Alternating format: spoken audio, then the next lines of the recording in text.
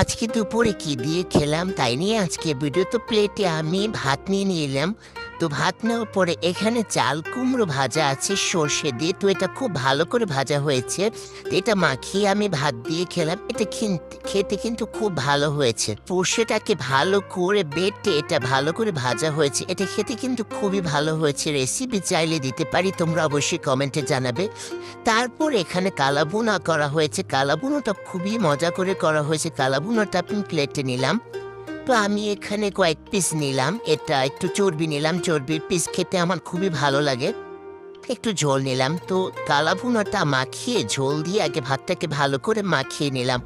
ভালো ভালো করে ভাত দিয়ে মাখানোর পর এখান থেকে একটু মাংস ছিঁড়ে নিলাম। মাংসটা খুবই ভালো হয়েছে, রান্নাটা দেখো। তো আমি মুখে নিলাম। এটা খেতে কিন্তু খুবই ভালো হয়েছে। বাহিরে যেরকম রান্না করে তার থেকেও ভালো হয়েছে। বাইরে তো অনেক কিছু দেয়, আমি বেশি কিছু দিইনি, কম মশলা রান্না করছি। দেখো এখানে একটা চর্বি আছে। এই চর্বিটা খেতে কিন্তু খুবই ভালো লাগে। এটাকে কি বলে তোমরা অবশ্যই কমেন্টে জানাবে। তো ঝোলটা দিয়ে ভালো করে মাখিয়ে খেলাম। রান্নাটা কিন্তু খুবই ভালো হয়েছে। অবশ্যই বাসায় ট্রাই করবে তোমরা। রেসিপি চাইলে আমি দিতে পারি। কালাভুনা আমি বাহিরের কোনো মশলা দেইনি, একদম ঘরোয়া মশলায় আমি